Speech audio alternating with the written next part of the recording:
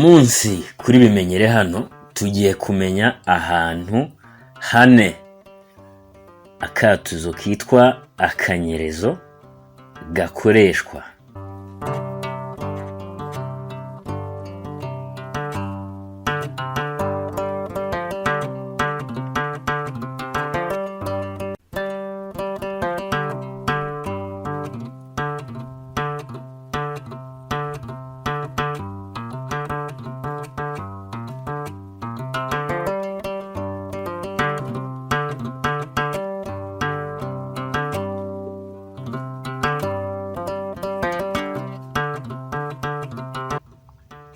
U Rwanda rugizwe n'intara 5 zigabanyijemo uturere 30.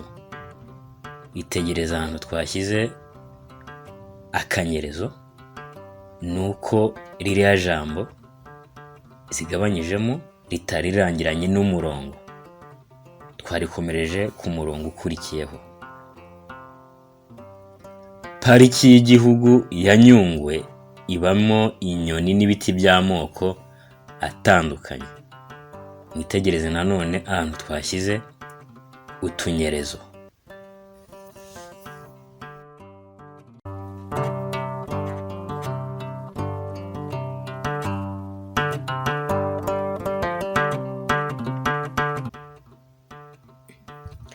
Ahantu ha kabiri dukoresha akanyerezo mu myandikire y'Ikinyarwanda ni mu kugaragaza iyakuranwa cyangwa se gusimburana kw'abantu mu kiganiro.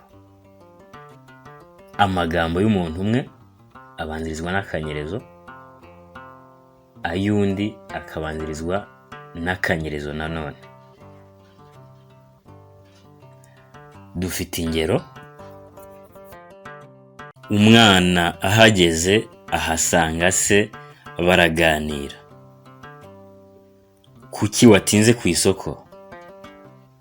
Nari nabuze inkweto z'umukara. Waje kuzibona se? Yego. Ngaho zinyereke. Dore ngizi papa, si nziza se? Cyane rwose.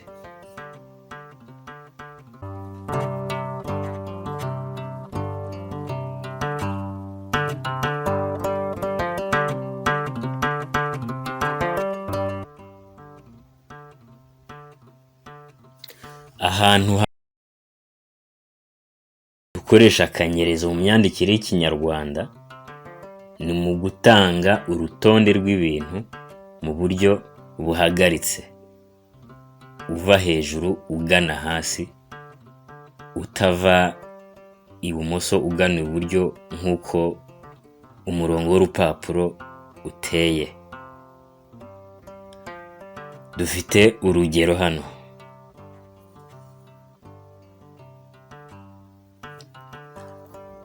hari amoko 4 y'interuro: interuro ihamya, interuro ibaza, interuro itangara, interuro itegeka.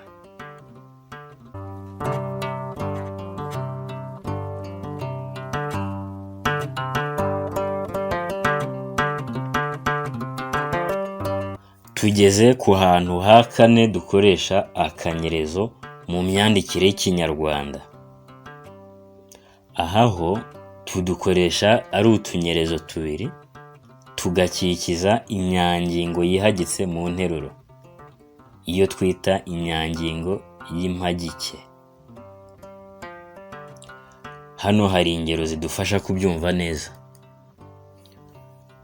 Ngiye kubaza Mugisha, sinzi niba ari ariko ndaguha igisubizo nimugoroba.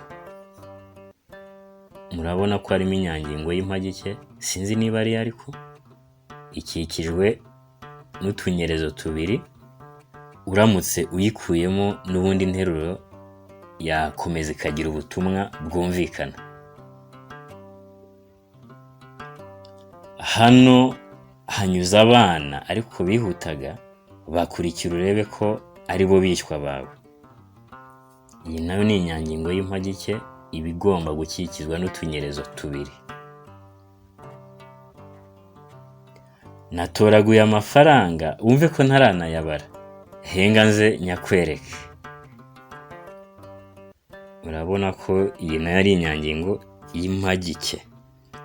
Twabona n'izindi ngero nyinshi aho utunyerezo tubiri dukikiza inyangingo y'impagike.